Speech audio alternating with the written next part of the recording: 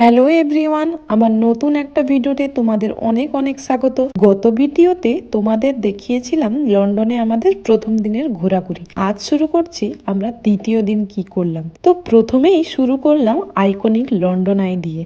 Thames নদীর ধারে দাঁড়িয়ে থাকা এই বিশাল চাকা ঘুরতে ঘুরতে চারপাশের লন্ডন শহরের দৃশ্যটা সত্যিই মনোমুগ্ধকর করে তুলেছে।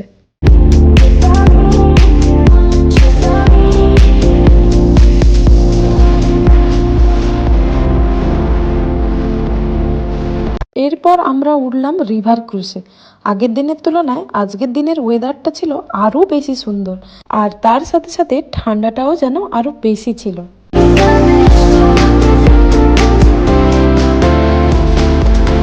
টেমস নদীর বুক চিরে ক্রুজ চলতে চলতে লন্ডনের স্কাইলাইন আর হিস্টোরিক বিল্ডিংগুলো কাছ থেকে দেখার সুযোগ পেলাম। তারপর দেখতে পেলাম বিগ ব্যান। এক পাশে ইতিহাস আর এক পাশে আধুনিকতা, সব মিলিয়ে এত সুন্দর লাগছিল দৃশ্যগুলো, তা ভুলবার মতো নয়। এই বিগ ব্যানের ঘণ্টার ধ্বনি আর পার্লামেন্ট বিল্ডিং এর ঐতিহ্য লন্ডনের হৃদয়ের গল্প বলে। টেমস নদীর ধারে দাঁড়িয়ে থাকা বিগ ব্যান আর পার্লামেন্ট বিল্ডিং যেন সময় আর ইতিহাসকে একসাথে জুড়ে রেখেছে।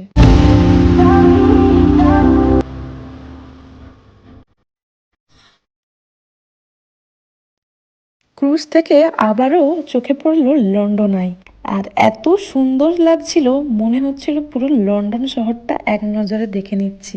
লন্ডন আই শুধু একটা অ্যাট্রাকশন না, অনেক মানুষের জীবনের এক বিশেষ মুহূর্তের সাক্ষী। শুনেছি এখানে নাকি পৃথিবীর বিভিন্ন প্রান্ত থেকে আসা মানুষ তাদের প্রিয়জনকে প্রপোজাল দিয়েছে। সেই কথা ভাবতেই পরিবেশটা আরো রোমান্টিক লাগছিল।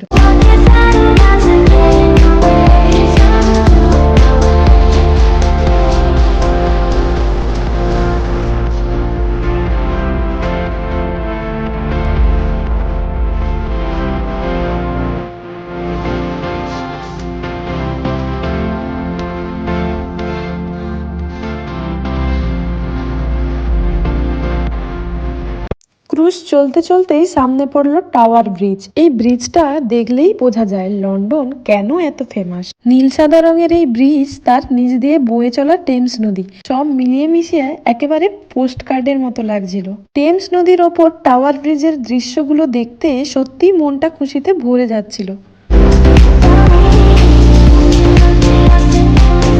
ক্রুজ থেকে নেমে আমরা ধীরে ধীরে বিগ ব্যানের সামনে দিয়ে হেঁটে লন্ডনের স্ট্রিট ভাইব উপভোগ করতে করতে লন্ডন মিউজিয়ামের সামনে একটা পার্কে গেলাম। সেখানে গিয়ে দেখি আর এক সুন্দর দৃশ্য, এক ঝাঁক পায়রা। ওদেরকে দেখে মনটা একদম ভরে গেছিল। তারপর ওদের সঙ্গে কিছু সময় কাটাতে একদম ভিন্ন রকম আনন্দ লাগছিল।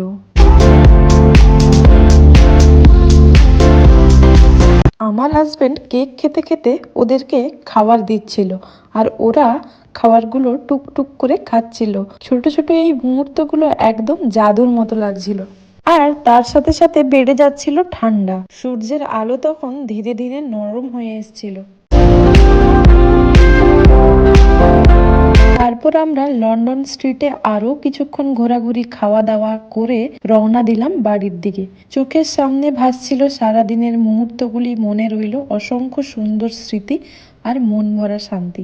মনে হচ্ছিল ভ্রমণ শেষ হলেও স্মৃতিগুলো সারা জীবন রয়ে যাবে। তো কেমন লাগলো আমার ভিডিও কমেন্ট করে অবশ্যই জানাবে। এখন টাটা।